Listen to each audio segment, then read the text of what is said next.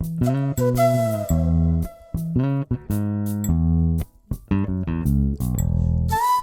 நீங்க பார்த்துட்டு இருக்கிறது ராகேஷுடன் with me Rakesh Raghunathan.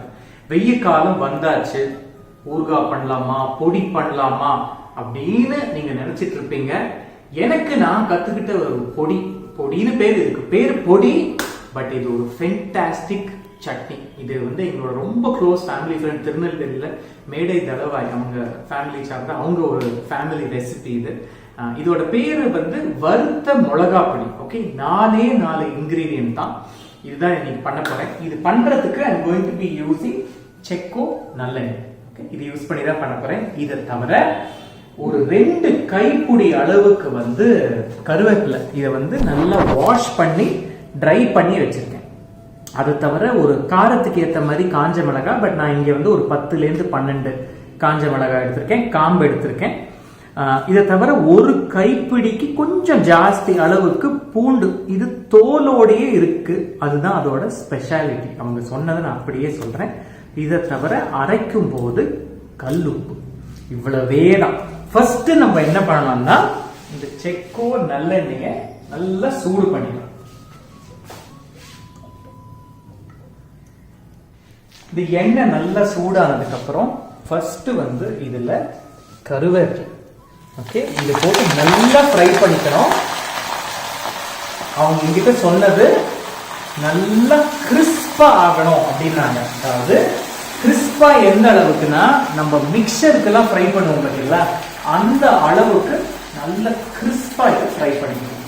And முக்கியமா இந்த மாதிரி பொங்குது பார்த்தீங்களா, இந்த மாதிரி எண்ணெய் பொங்குனா நல்ல செக்கில் ஆட்டின எண்ணெய்க்கு அடையாளம் அந்த மாதிரி எண்ணெய் பொங்கும். இதுல உங்களுக்கு பாத்தீங்கன்னா தெரியும், நல்லா அந்த பொங்கினது போய் இங்க பாருங்க எவ்வளவு கிறிஸ்பா இருக்கு பாருங்க. உங்களுக்கு சத்தம் கேக்குதா? கர்கர்கர்னுங்கிறது பாருங்க. So that is crisp. அந்த ஸ்டேஜ்ல நம்ம அந்த கருவேப்பிலை எடுக்கணும்னு அவசியம் கிடையாது. அதோடயே நம்ம இந்த காஞ்ச மிளகாய் அதையும் சேர்த்து ஆட் பண்ணிக்கணும். காஞ்ச மிளகாய் முக்கியமா சொல்றேன், காஞ்ச மிளகாவை உடைச்சு போடாதீங்க. ஏன்னா அதோட விதை கருகிரும். ஸோ அது ஒரு கருகின வாடை வரத்துக்கு சான்ஸ் இருக்கு. ஓகே, ஸோ இதோடய நல்லா இதையும் சேர்த்து ஃப்ரை பண்ணிக்கணும். பாருங்க, இப்போ இது நல்லா ரோஸ்ட் ஆயிடுச்சு.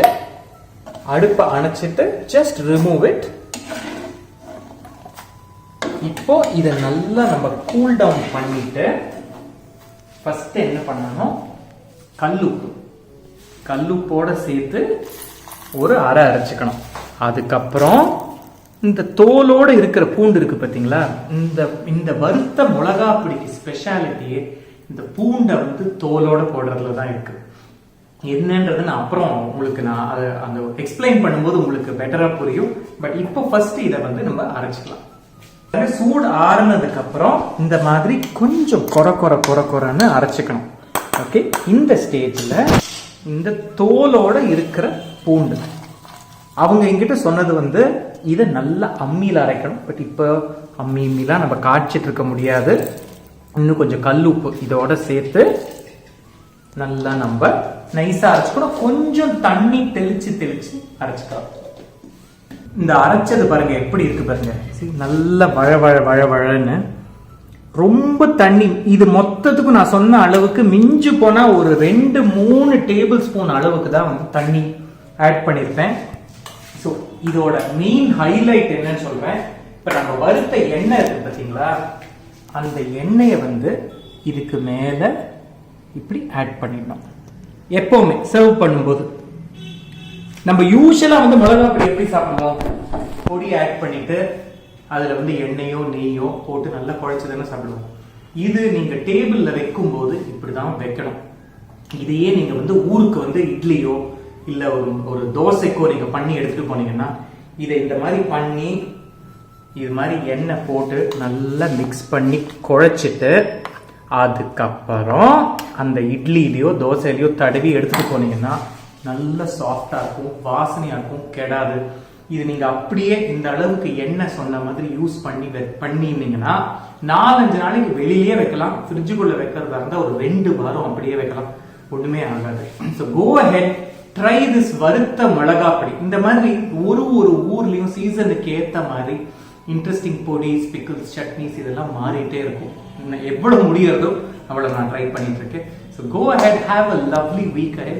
See you soon.